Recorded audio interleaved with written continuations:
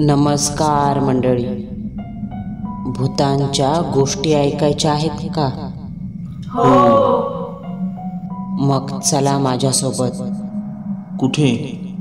भूतांच्या जगात. आज आपण जो सत्य अनुभव ऐकणार आहोत त्याचे नाव आहे बाळंतविडा. सदरील अनुभव आपल्याला शालिनी हिवाळे यांनी पाठवलेला आहे. नमस्कार, माझं नाव शालिनी हिवाळे. मी तुम्हाला आज माझ्या नंदेसोबत झालेला सत्य अनुभव सांगत आहे. पण काही कारणास्तव मी ठिकाण आणि व्यक्तीचे नाव गुप्त ठेवले आहे. आम्ही नांदगावला राहतो. साधारण 2000 वस्तीचं खेडेगाव आहे. ही घटना त्यावेळची जेव्हा माझी नणंद बाळंतपणासाठी माहेरी म्हणजे आमच्या घरी आली होती. निशा तिचं नाव. निशा लहानपणापासूनच लाडात वाढल्याने तिने कधीच कुणाला जुमानलं नाही. तिच्या मनाला वाटेल तेच ती करायची. तिच्या बुद्धीला पटेल असंच ती वागायची. शाळा संपताच मुंबईला शिक्षणासाठी गेली.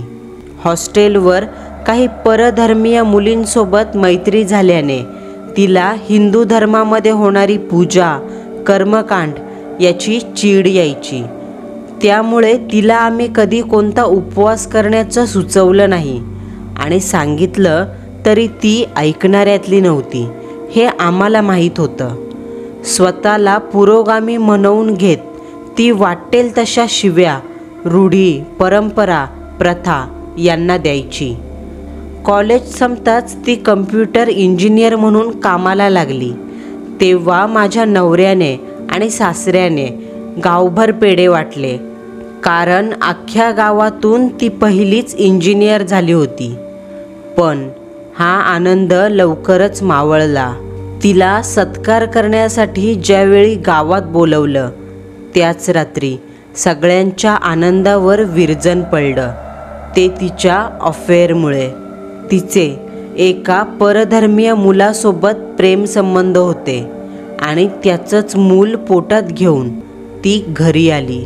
तिला लहानाचं मोठं केलेल्या माझ्या सासऱ्यांनी तिच्यावर पहिल्यांदा हात उचलला आणि त्या मुलाचा नाद सोडायला सांगितला. पण ती ऐकणारी कुठे? घरी तिच्याशी कुणीच बोलत नव्हतं. काही दिवसांनी ती घरातून निघून गेली आणि परस्पर लग्न केलं. सगळ्या नातेवाईकांमध्ये तिने नाक कापलं. पण तिचा सुखाचा संसार सुरू होता. 1 वर्षाच्या आतच एकदा तिचा फोन आला. त्यावेळी फोनवर ती जोरजोरात रडत होती. तिचा नवरा तिला बेदम मारहाण करत होता. तिचा राकट आवाज आता मुलायम झाला होता.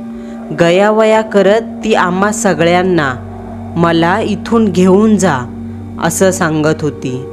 कितीही राग असला तरी आईबापाचं काळीज.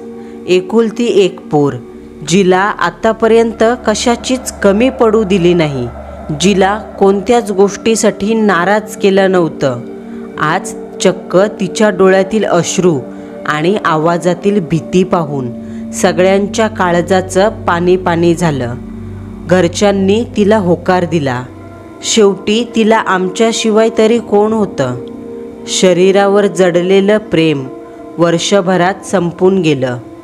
तिला मारहाण करून तिचा नवरा तिथून पसार झाला होता. माझ्या पतीने तिला घरी आणलं. निशाला पाहून ओळखताच येत नव्हतं ही निशाच आहे म्हणून. अंगभर काळे निळे डाग, डोळे आत गेलेले, डोळ्याखाली गडद काळी वर्तुळं आणि डोक्यात कसले तरी घाणेरडे फोड येऊन त्यातून एक चिकट पिवळा द्रव खाली येत होता. अशा दयनीय अवस्थेत ती घरी आली. सासूने आणि मी तिचं आजारपण काढलं तर माझ्या पतीने तिच्या नवऱ्याला शोधून बेदम चोप दिला आणि पोलिसांच्या हवाली केलं. त्याने लाख वेळा माफी मागितली पण त्याचं काहीही ऐकून घेतलं नाही. निशाचे ज्या डॉक्टरांकडे उपचार सुरू होते त्यांच्याकडून एक घटना आम्हाला कळाली. निशा 4 महिन्याची गरोदर आहे. हे ऐकून पायाखालची जमीनच सरकली, कारण तिने तर मागच्याच वर्षी ती 2 महिन्याची गरोदर असल्याचं सांगितलं होतं. आम्ही निशाला विचारताच तिने रडायला सुरुवात केली आणि सांगितलं, मी पहिल्यांदा घरी जे काही सांगितलं ते सर्व खोटं होतं.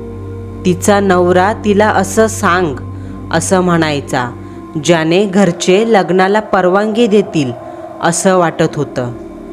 एका परपुरुषावर विश्वास ठेवून मायबापाच्या काळजात सुरी खुपसणारं शिक्षण तिने कॉलेजात राहून घेतलं. त्यामुळेच कदाचित ती एवढी सराईतपणे खोटं बोलत होती.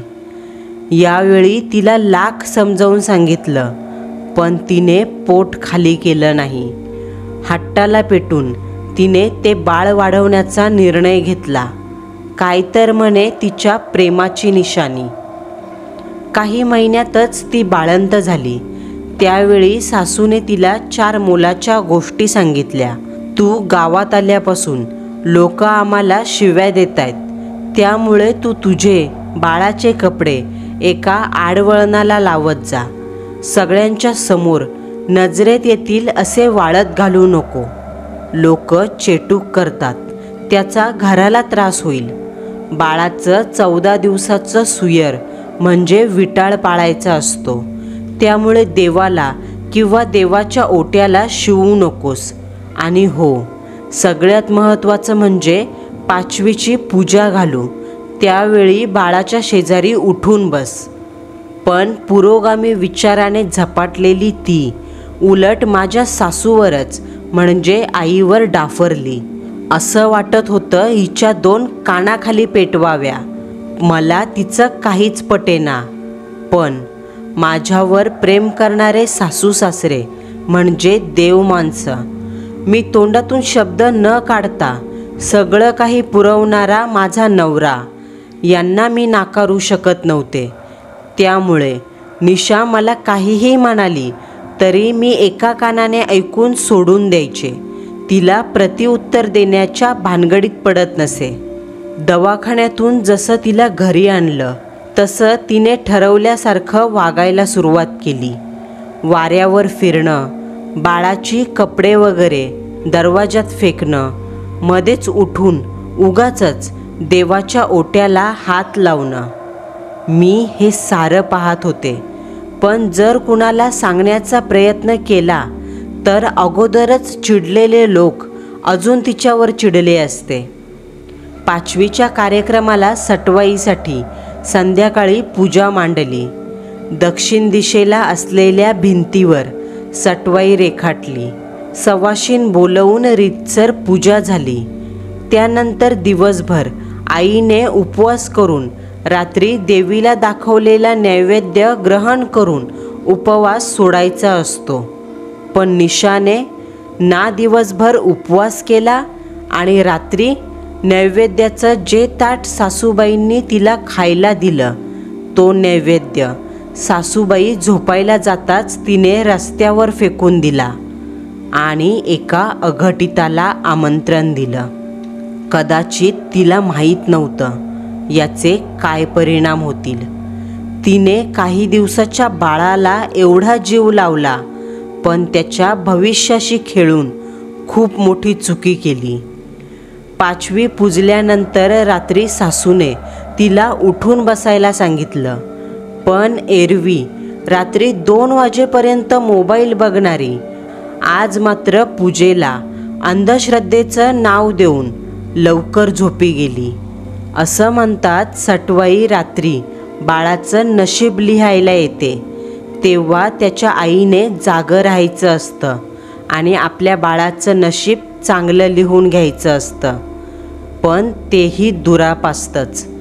बाळाच्या भविष्यात काय होणार हे त्यालाच माहिती.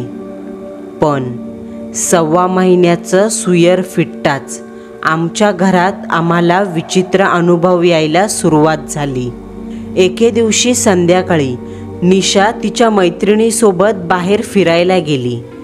ती घरी येताच कुणालाही काहीही न बोलता संध्याकाळच्या वेळेस झोपायला गेली.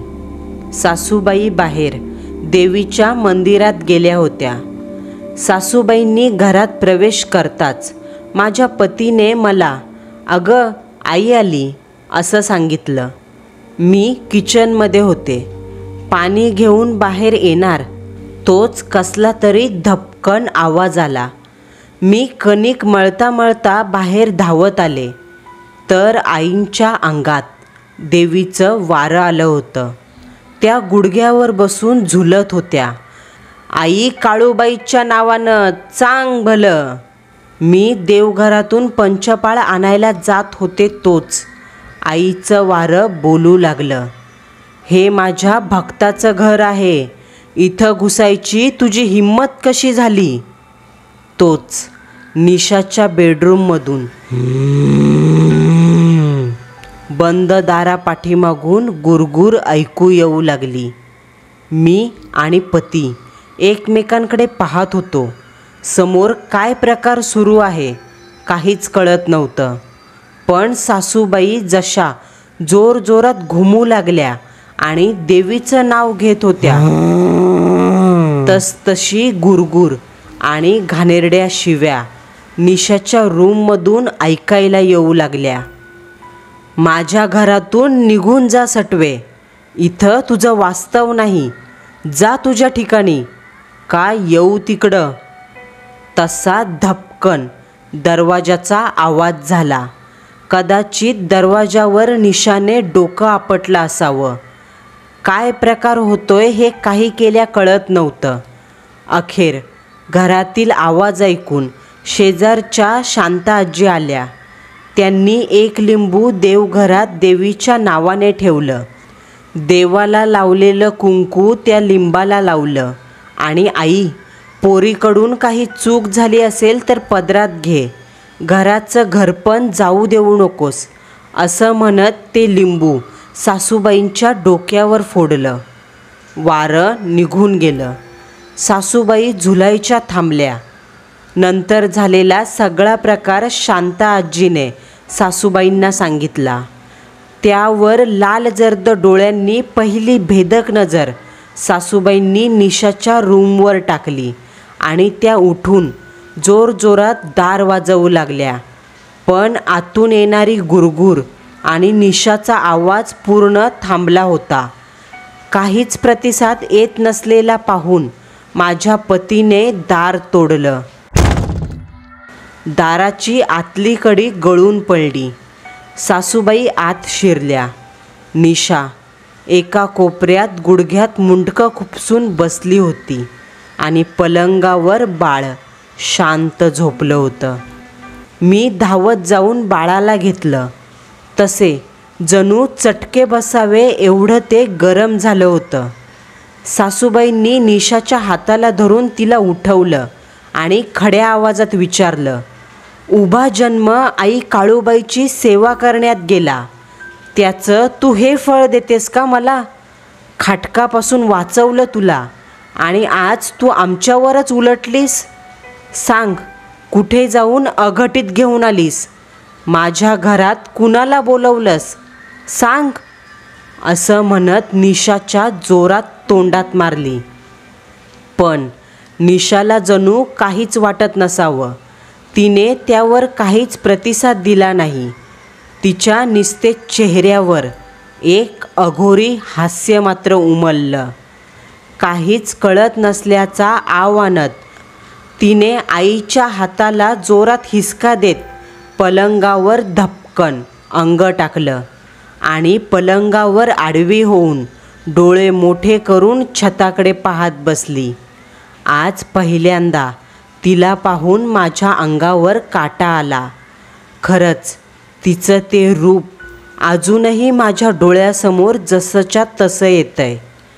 दुसऱ्याच दिवशी अमावस्या होती. सासूबाईंनी सकाळी उठून तापाने फणफणलेल्या बाळावरून मीठ मिरच्या उतरवल्या आणि मी पतीसोबत त्याला घेऊन दवाखान्यात गेले. कालच्या प्रकारापासून सगळ्यांच्या मनात एक अनामिक भीती होती. आम्ही दवाखान्यात जाताच सासरे एका महाराजांना घेऊन घरी आले. ते पूजनीय रामस्वामी, आमचे गुरु.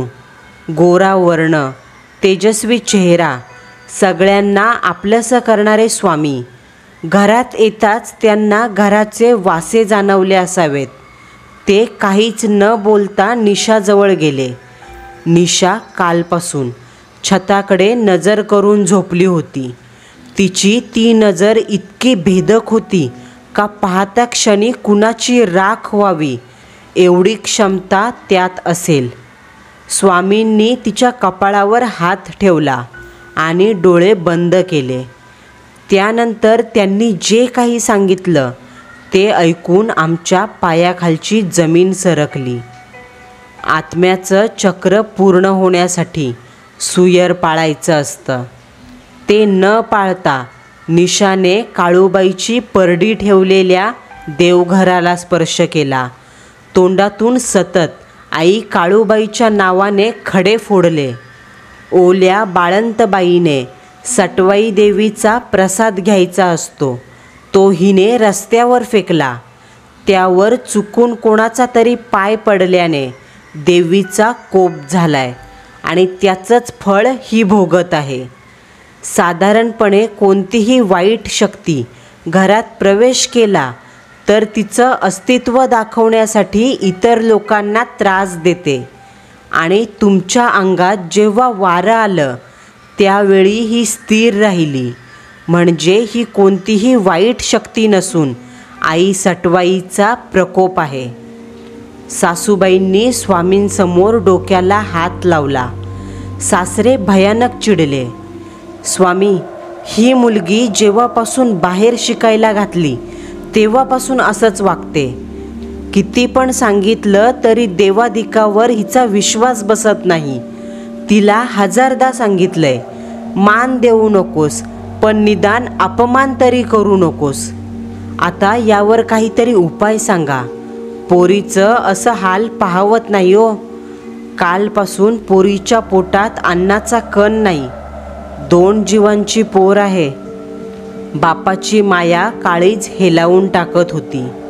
आतापर्यंत तिने केलेला सगळा अपमान, दिलेलं दुःख, सारं काही ते विसरून गेले. पोरीच्या प्रेमाने त्यांना जणू आंधळं केलं होतं. दोन्हीही हात पसरून ते पोरीच्या जीवाची भीक मागत होते.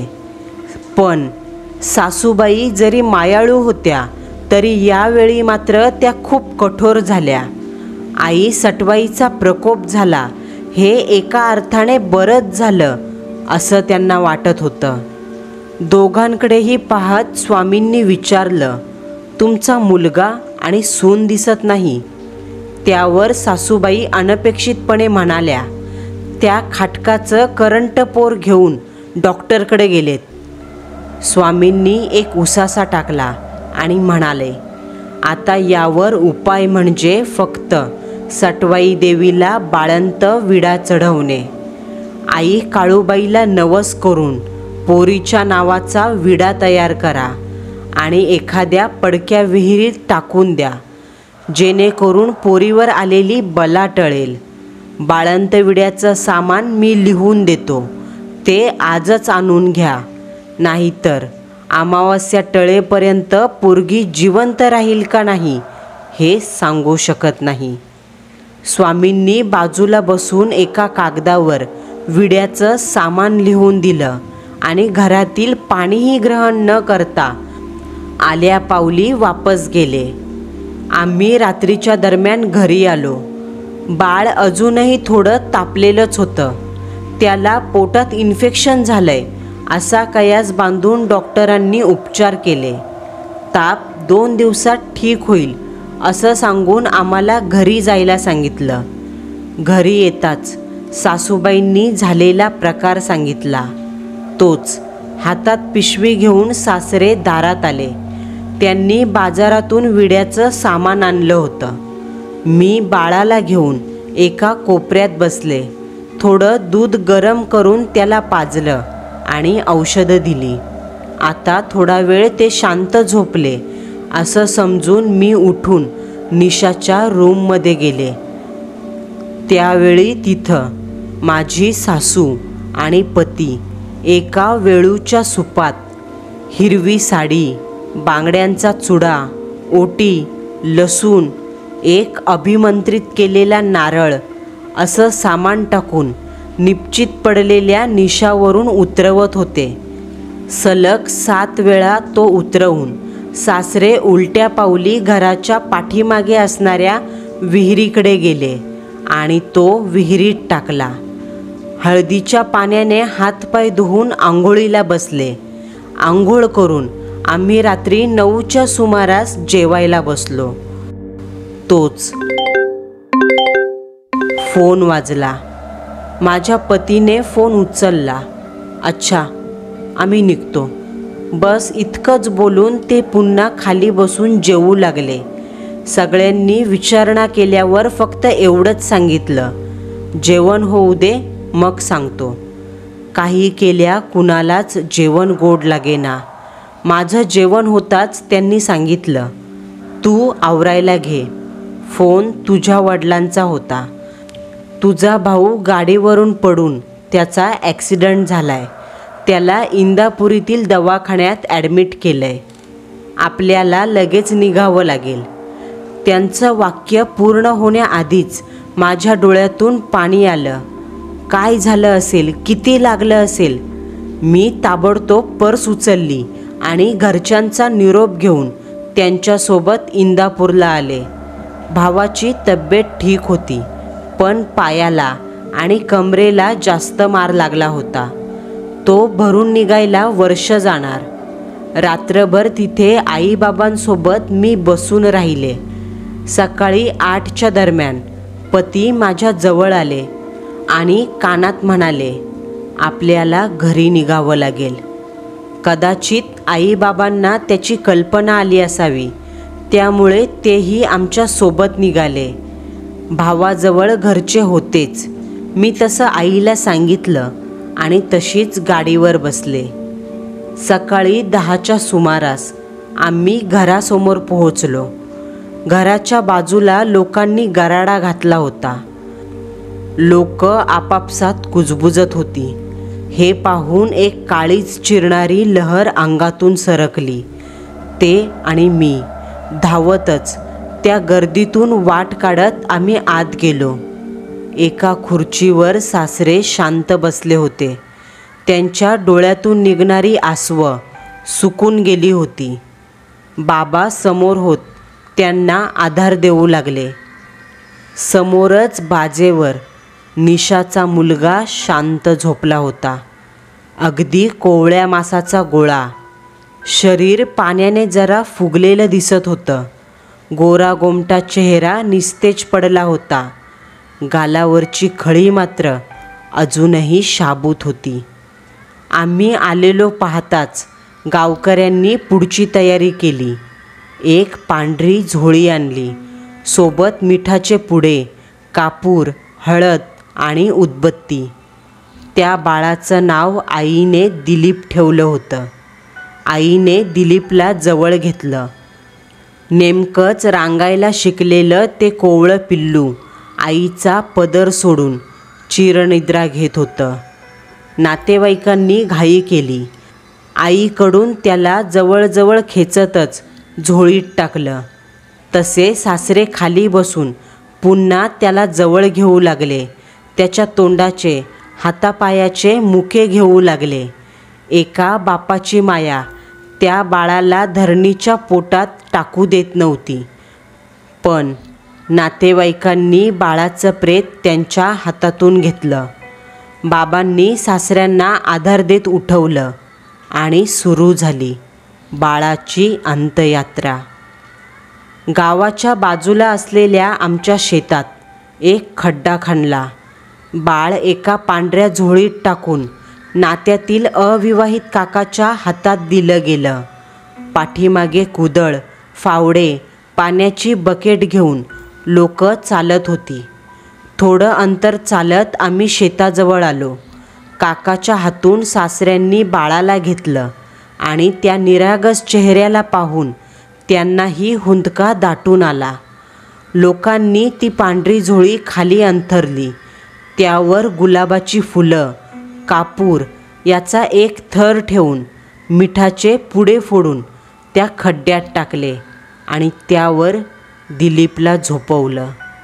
नंतर पहिली मूठ रडत रडत काकांनी टाकली.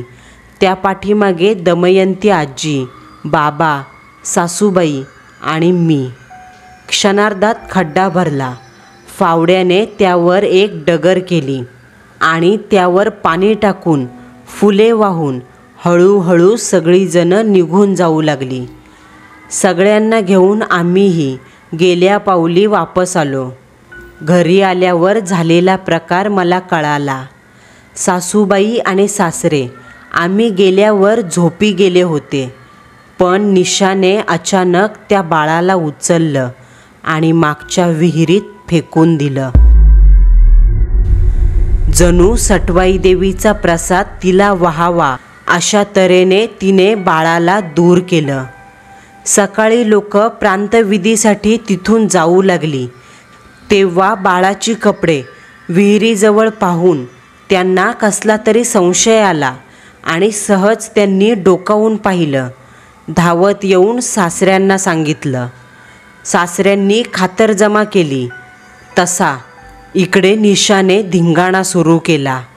कुणीतरी तिच्यावर हावी झालं होतं असं तिचं वागणं होतं. स्वतःच्याच हाताला इजा करून घेऊ लागली. तिला तिच्याच रूममध्ये पलंगाला साखळदंडाने बांधून ठेवलं. ते ध्यान जणू निशा नव्हतीच.